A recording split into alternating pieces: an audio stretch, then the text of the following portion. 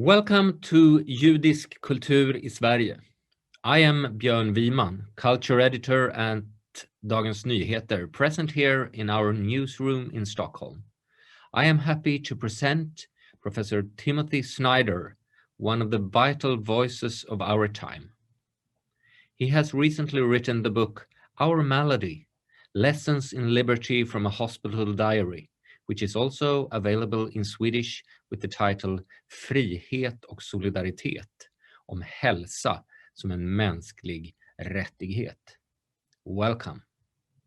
Well, Professor Timothy Snyder, warm welcome. We are very happy to have you with us. I gather you are in Vienna at the moment, is that right? That's right.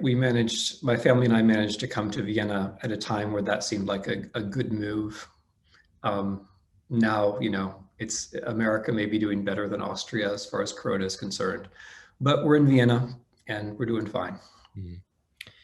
We are going to talk about your book, Our Malady, that I introduced earlier, a personal, passionate, raging account, a stinging expose with the American health system, and perhaps also with America itself.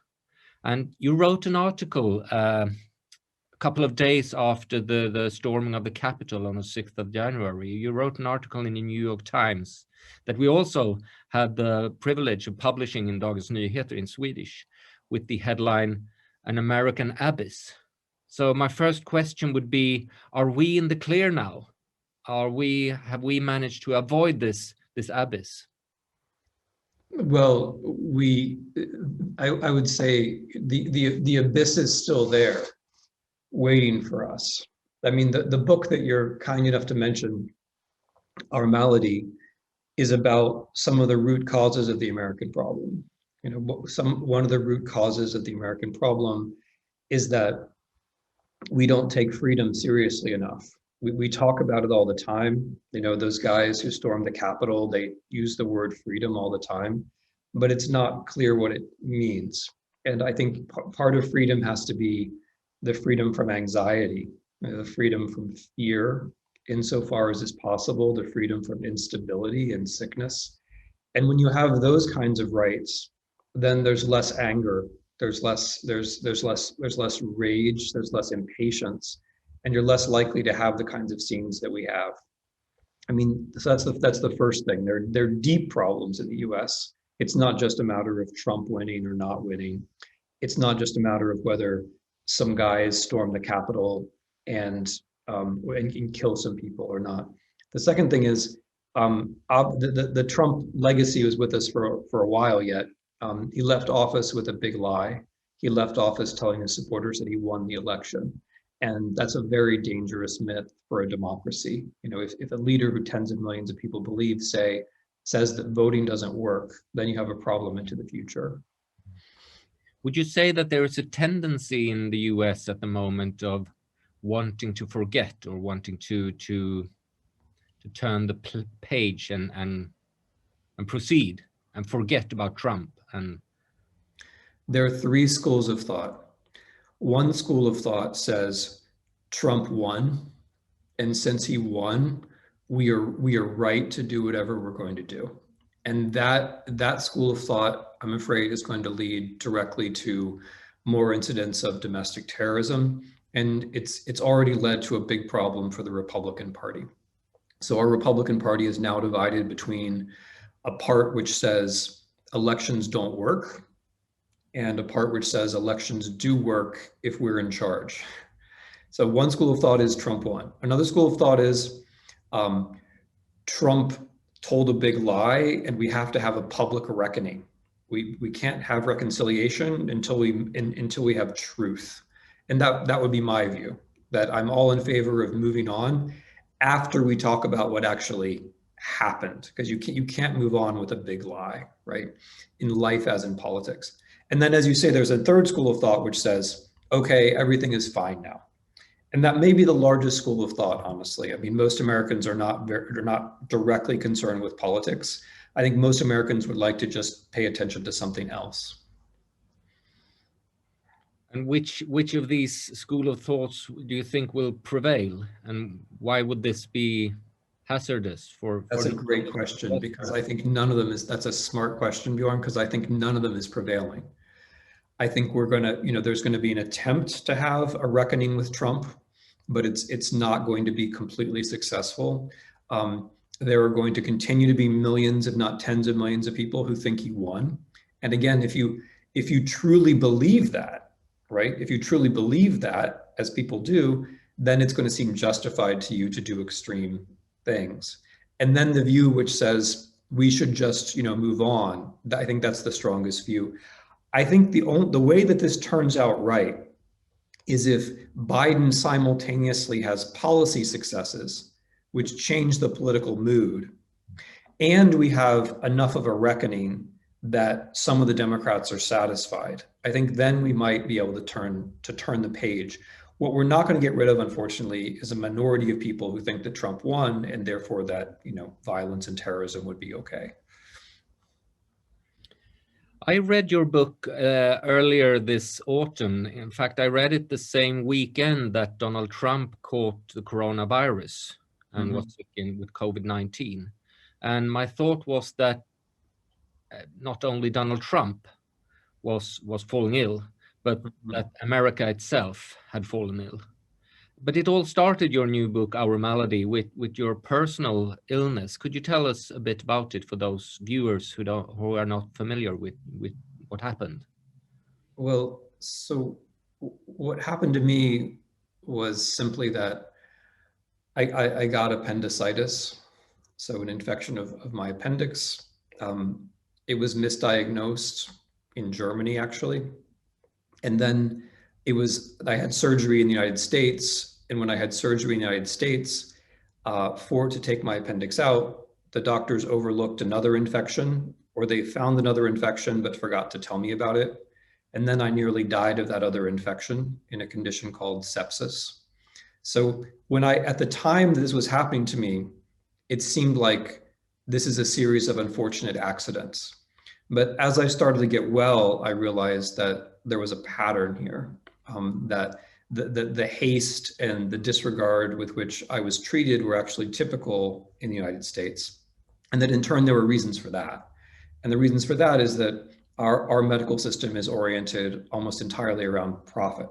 So just to take my simple example, if you have surgery in the United States, the economic incentive is to get you out of the hospital as quickly as possible afterwards, which means that if there was a complication to your surgery, as there was in mine, it might be overlooked or simply forgotten about.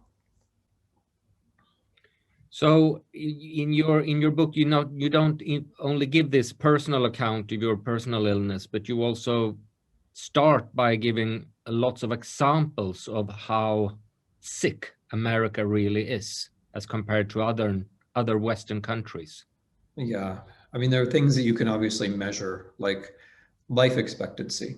So, when I was a kid, Americans lived about as long as Scandinavians, maybe a little bit shorter, but, within a year or two. Now you're looking at a gap between Americans and Scandinavians or Germans or Austrians of 3, 4, 5 years, which is substantial.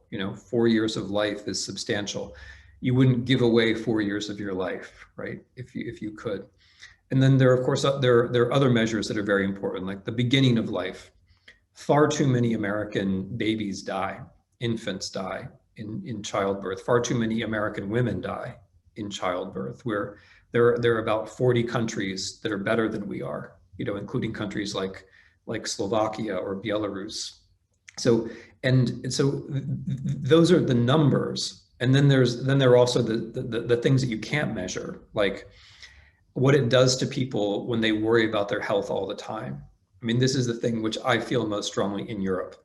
When I'm in Stockholm or I'm in Berlin or even in Warsaw, Vienna, and I look at people and I look at the mood, I see people who know that if they get sick, they can go to the doctor, right?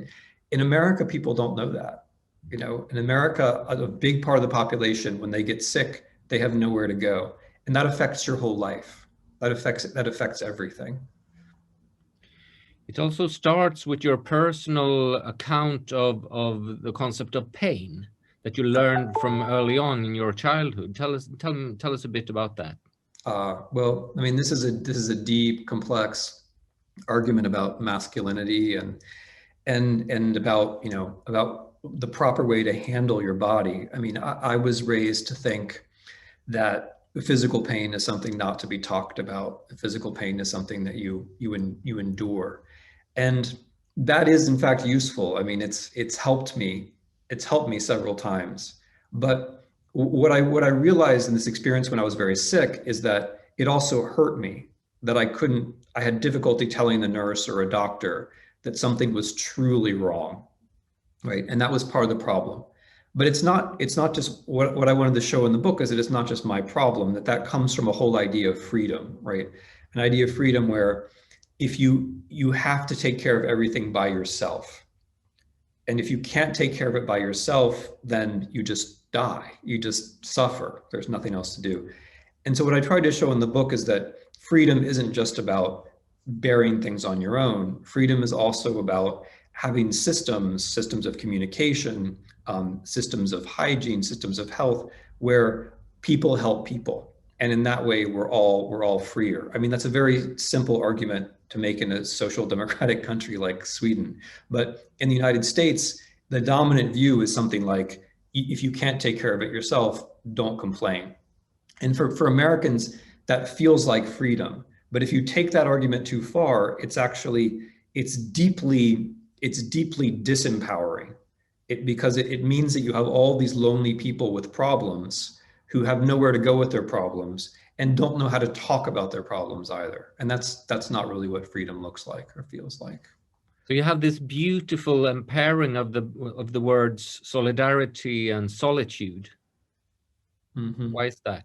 Yeah, that's what this is all about. I mean, I'm trying to say that freedom is about a couple of different things at once. Like it's very important to be able to be alone. You know, I'm looking at your bookshelves. Like a free person has to be able to sit down by himself or herself, be alone, read a book, think, have his or her own ideas. That's part of freedom, is knowing how to be alone. But it's not the only part of freedom. If you take solitude too far, it becomes loneliness and isolation, and paranoia and anger. And so there's another part of freedom, which is solidarity. And what by solidarity I mean, I think there should be people who grow up and can think for themselves and can take care of themselves. But to create individuals like that, we have to cooperate. We have to cooperate to build schools. We have to cooperate to build libraries. We have to cooperate to build health systems. We have to have solidarity precisely so we can create individuals who know how to be free. So I'm saying that freedom is a plural idea, that it has to have both solitude and solidarity inside it for it to make sense, for it to work. And this notion starts already from the beginning, as you told us about how you perceive people in the Europe as compared to the US. And you also write the personal history of you and your wife having your first child in Vienna as opposed to having your second child in the US. Yeah, I mean, these are sad things to write about. You know, it's sad to say. It's not that I'm like, I don't take any pleasure, by the way, you know, when I write about how things are better in other countries. It's sad for me, right? It's sad for me. And because I am an American. But when we were in Vienna, you know, what we felt the whole time was that the doctors and the nurses and the whole system was set up to help the baby. That there was a system for everything. There was a system for the obstetrician, there was a system for the hospital, there was a system for the daycare. Later on, there's a system for the kindergarten. In America, you feel like it's a sort of one-off transaction. You know, you wait till the very last minute to go to the hospital because that's what's cheaper for the hospital. And then you have your baby and you get out of the hospital as quickly as possible, again, because that's what's cheaper for the hospital. And so you don't feel like anything is there for you. And then there are very basic things like, you know, so we're two men, but I'm going to talk about breastfeeding. Right? There are very basic things like breastfeeding, you know. Women take time to figure out how to breastfeed. Babies take time to figure it out. In Vienna, you know, we had to stay in the hospital for 4 days, and the baby and the mother figured it out. In America, you know, my wife left right away, and they didn't figure it out. Then they needed to pay money to get help, and so on and so forth. So, I mean, I feel like, it's sometimes you have to make institutions to remember what nature is like. Nature doesn't really want mothers and babies to be doing this all on their own. They're supposed to have help. And so in a modern world, you have to build up institutions to make sure they have help. You can't just pretend that like the mother is an individual and the baby is an individual, and we're just going to treat them as individuals, and have a transaction. That makes no sense. I mean, I'm laughing about it, but the cost of it is that people die. The cost of it is not only just that babies are less healthy, it's that people die, it's that women die and babies die. And it also creates a collective feeling of insecurity, I guess, when people grow older and when people are supposed to have babies and so on. Another aspect of this is the crisis that we often read about in Europe, the so-called opioid crisis in the United States, and how this affects American politics. Could you tell us a bit more about this? Yeah, I mean, again, it makes me sad to think of, the opioid crisis. It's such a basic reality of American life, that legal painkillers have become a widespread source of addiction. And this has to do with the absence of healthcare, because there's no healthcare, and then there's a kind of healthcare you have where you can get a pill. And so a lot of Americans, will go to a doctor and get a pill when they hurt. But you hurt for various reasons. And often the way not to hurt is to have counseling, or to have physical therapy, or to have exercise, right? It's not just about a pill. But in America, it's like you either deal with pain yourself, or there's a technology, right? There's a pill. So we'll give you the pill. And so then people get addicted to this. And millions and millions and millions of Americans are addicted to this stuff. Partly this has to do with poor regulation of pharmaceutical companies. Partly it has to do with the poor healthcare system, which doesn't have time for people. But then the result of opioid addiction is that, like any addiction, is that it changes your view of life. You think in life that everything is going to come quickly, or it's not going to come at all, right? And I think that kind of view of the world helps a politician like Donald Trump, who never explains anything, doesn't care about institutions, but is very good at delivering like that punch of emotion, punch of emotion, punch of emotion. And this isn't just speculation on my part. I mean, as it turns out, the places which have big problems with opioid addiction also voted for Trump. And even if you do a proper social scientific experiment and you control for other variables, it looks like opioid addiction and health crisis were very strong indicators of a Trump vote. I think we're getting close now to understand why you choose the word malady for the title of your book. Because in Swedish, this is a very difficult word to translate. We've had problems translating it when we've written about your book in Dagens Nyheter. The Swedish editorial house has chosen another title. Mm-hmm. Why did you choose this word? Yeah, but isn't it? I mean, instead of illness or sickness or disease or what have you? That's another very smart question. It's great how, but isn't it beautiful how languages don't perfectly fit together? I mean, it would be sad if English and German and Swedish and so on perfectly fit together. I mean, in German, there's no word for it either. In German, they translate it to Krankheit. And Krankheit really just is, it's sickness or illness. And then I use the word malaise in the book, and in the Germans just kept malaise. They kept the French word malaise. I use malady. I mean, malady is a wonderful word because it's an old-fashioned word for sickness. And so when an American or a Canadian or a British person sees that word, they stop and think, because it's a slightly archaic word. But malady comes from a time when sickness wasn't just understood to be a narrow physiological condition. So a malady can also be a problem with a society or a country, you know, some deep sense that something's wrong, right? Ça fait mal. There's something which is wrong, but it need not narrowly be a sickness. And that's why I chose it, because when I spoke of our malady, you know, I'm talking about America. When I say our malady, what I have in mind is not just that a lot of Americans are sick. I have in mind the attitudes which make us sick. And I have in mind the institutions which reinforce those attitudes. So that's why I chose this broader word. And there's also this political connotation of the word, right? That it was used to describe early forms of tyranny. Yeah, I also wanted to get people's attention that way. You know, I mean, that's in the US, the 18th century is incredibly important. I mean, for good or for ill, it's very hard to have a political conversation in this country without talking about the 18th century, of the American Revolution, our so-called founding fathers, the Constitution. And so I wanted to show that back in the 18th century, when people used the word malady, they also, they did have in mind personal sickness, you know, yellow fever, influenza. But a malady could also be the colonial malady, which meant oppression by Great Britain, the national malady, the lack of freedom in the country. So by using that word, I wanted to show that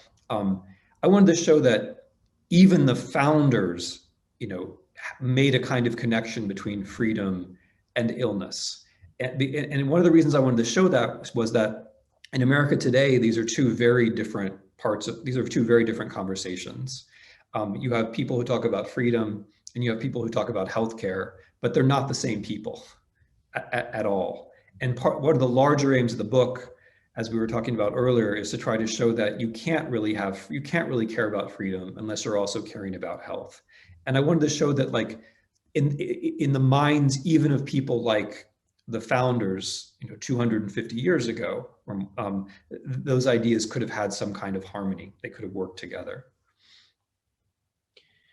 One of the main topics, not only of your book, but our time, of course, is the corona pandemic. And I just recently read a book by your Yale colleague, I think, Professor Frank Snowden, who argues that the pandemics throughout history has the ability to reveal the weaknesses of each society that they go through. What have the corona pandemic revealed about the US society of today? Mm-hmm. Well, I mean, I take it there's an interesting conversation going on about this in Sweden as well. It seems you bet. Corona has revealed some interesting historical inheritances in Sweden. I mean, Professor Snowden, or you know, Frank, he's my friend and colleague, is absolutely right. I mean, one of the fascinating things about the history of the world is that pandemics all create historical turning points, but we don't know how, right? So we can be sure that this period is going to be some kind of turning point, but it's hard to say what kind. As far as revealing weakness, I mean, I think in my country, the weakness it revealed is the one we've been talking about, namely the idea that illness is a kind of purely personal, physical issue, that you're either sick or you're not. There's either a cure or you're not, you know, get out of the hospital, right? Whereas in fact, illness is about recognition of how things work. It's about human relationships. It's about preparation, and it's also about, you know, understanding. So what it's revealed about my country is I mean, at the surface, what it's revealed is that a medical system based on profit, you know, can't really handle a pandemic, because there's not much profit to be made, at least for hospitals, in a pandemic. But I think what it's more deeply revealed is a lack of solidarity, you know, and this is painful for Americans, because I would say, you know, it comes close to being a lack of patriotism, right? A lack of an ability to say, even though I'm not sick right now, I should care that other people are sick. And that if you don't have that attitude of solidarity, then you end up being less free. I mean, a pandemic is a good example of this. If you can't think about other people, then the pandemic goes on for much longer, and then everyone in the end is less free than they would be, right? So all of these Americans who, even today, insist that like they have the right not to believe in the pandemic, or they have the right not to wear masks, or they have the right to do whatever they want. They're revealing a kind of narrow idea of what freedom is all about, right? I mean, the pandemic has I think shown us that a too narrow idea of freedom means that people end up being not just dead, but they end up being less free. You also argue that there is a strong correlation between this sickness and truth. How is that? Well, I mean, there are a couple of levels of that. I mean, one is that there is a crisis in the culture about the idea of truth, and it's been going on since, let's say the mid 1970s, with the idea being that we should displace the pursuit of objectivity with the description of subjectivity. And I like the description of subjectivity. I think descriptions of subjectivity are very important and interesting, but I don't understand why that should displace the pursuit of objectivity, right? There's some things you can understand with a kind of ever approaching exactitude, like the orbits of the planets, or the movements of the plates of the Earth, or contagion. I mean, there are things you can understand, not perfectly, but with you can understand them better and better. And if you give up on the idea of truth, and then you end up saying, well, those scientists don't understand something perfectly, and therefore my opinion is as good as their opinion, right? You give up on the idea of truth, and then you lose the kind of mental muscles that allow you to deal with probabilities and calculations and statistics and so on. And that's, I mean, as a culture, that's where we are. I mean, in Europe too, in America more so. And so disease is an example. I mean, disease reminds you that there are some things that are true. Like, it's true that this virus causes this disease.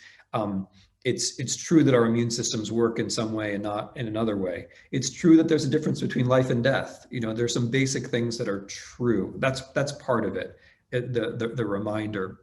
But then, there's also the connection between truth and responsibility, right? The way that Mr. Trump handled this disease was just to say whatever was most convenient to him at any given moment. And it's not that everything he said was a total lie, but he was concerned entirely with convenience in the moment, as opposed to getting closer to what was actually going on. And that's a form of irresponsibility, and irresponsibility in turn leads to a lot of death. And it has also led to what you called in this article that I referred to earlier, The American Abyss, you called the big lie. And what is that, and why is it so dangerous? Yeah. So, I mean, by the big lie, I'm of course referring back to fascism in general and to Hitler in particular. A big lie is a lie which is so big, which is significant enough that if you believe it, it changes the whole world. So, I mean, Hannah Arendt talked about the fabric of reality. So a big lie is not the kind of evasion that a politician, uses every day. A big lie is not, it's not dodging a question. A big lie is an invention which changes everything and people believe in it. So in Mr. Trump's case, the big lie is that he won the election. And the thing about that, I mean, it's a lie, it's a big lie in the sense that it's clearly not true. I mean, he lost by 7 million votes. The Electoral College wasn't close. He had 60 court cases to try it out. He lost every single one of them except for one. There's, the case itself is illogical. Like, he's claiming that there was fraud against him, but not against other Republicans who won, right? the actual narrative is totally crazy about voting machines and so on. So it's a lie in the sense that it's deeply, deeply, deeply not true. But it's also a big lie in the sense that if you believe it, then you have to believe in a conspiracy. You have to believe, well, those people in charge of the voting machines, those poll workers, those judges, those Democrats, they were all in it together, right? You have to believe in a conspiracy. You have to believe, well, it's the world against us, right? It's them against us. We have the truth and the whole world is against us. And that way of seeing things, that it's us against them, and they're cheating, justifies drastic action, right? It seems to justify, for example, storming the Capitol, as people did on the 6th of January. Now, another, I mean, peculiarly American part of this big lie, which may not come through so clearly in Sweden, is that it has to do with race, right? And that's another reason why the connection with fascism, I think, is legitimate. What Mr. Trump is saying is that those votes in the cities were somehow tainted, somehow corrupted, fraudulent. And as every American understands that, or at least every African American understands that, it means Black votes are fraudulent. And that has been, you know, the big American political fight for the last 150 years now. Are Black people allowed to vote? Do Black votes count the same as white votes? And this story that Mr. Trump tells when he talks about big cities like Detroit or Philadelphia or Atlanta, and he says the votes there are fraudulent, what he's really saying is we shouldn't be counting the Black people's votes. No one says that out loud anymore at the top of American politics, but that's what's meant. You know, and when those people storm the Capitol and they say, you know, this is our house, that's what those white people mean. They mean it's ours because we're white. We're the real Americans here. We're the ones who should have the final voice. So it's also a big lie in that particular racist tradition. You think this big lie will prevail? I think it could go either way, honestly. I mean, we're out of time, and so I'm going to make this the last thing that I can say. But you asked, like, you asked, you know, how are people going to deal with this? And I'm of the school of thought that says you have to have a reckoning. Even if it's awkward, even if it's a little bit unpopular, you have to have a reckoning with something like this. You have to give people a chance to see that not only was this false, but it's not the kind of thing you can just forget about. And you have to give some of the people who believe Trump a chance to rethink, at least some of them. I mean, many of them won't, but you have to give them a chance. So I think the only way that this big lie doesn't continue to be a problem is if we have some sort of reckoning with it. And that means impeaching and trying Mr. Trump. It probably also means trying him for other crimes after the impeachment. I think it means some kind of commission by the President of the United States to have a full, as it were, historical investigation of what happened and publish it. And I mean, ultimately, it's going to require some people in the Republican Party to say, look, we are not going to take part in this. You know, we want a republic. We have different political views than the Democrats, but we want a republic in which voting matters. And we're willing to say as often as we need to that Trump did not win the election. We're not there yet. You know, we're not anywhere close to there. So I don't know the answer to your question. All I know is that you can't treat a big lie just like the weather. It's not something that's just going to change on its own. You have to recognize it as a moral challenge, and you have to fight against it. Thank you, Timothy. I just want one last very brief question. In a conversation with a friend the other day, I called one of your books on tyranny that you wrote immediately after Trump's victory in 2016. I called it the most important book of the last decade. Is there anything in this very brief book that you wrote that you would write differently today, knowing what has happened the last 5 years? No, I mean, there are tiny little things which I would update. right? Because I wrote that book at the end of 2016. And in fact, I did just update it, and so that it's now updated to 2020. But I didn't change any of the lessons. I didn't change any of the text under any of the lessons. No, I wouldn't. I wouldn't change this. I honestly wouldn't change a thing. I mean, I wish Björn that I'd been wrong. You know, I wish I'd been wrong about a lot of things. But sad to say, the history that I tried to turn into lessons on tyranny turned out to be very relevant indeed. So, no, when I wrote that book, I certainly wasn't thinking, that 5 years later I'd be talking to Europeans about it. When I wrote that book, I meant it as a political pamphlet to try to get people to act right away, and it served that function. It did get people to act. But as the Trump administration went on, as other people noticed, we kept moving from lessons 1, 2, 3, 4, 5 towards the end, And so, no, I mean, thank you for the question. Thank you for the kind words about the book. I wouldn't change it. I'm happy that it's out in the world the way that it is. I am as well, and let's keep reading it, all of us, because it's still important. Thank you, Timothy, for being with us here tonight, and hope to see you soon in Stockholm. You're always welcome back to us.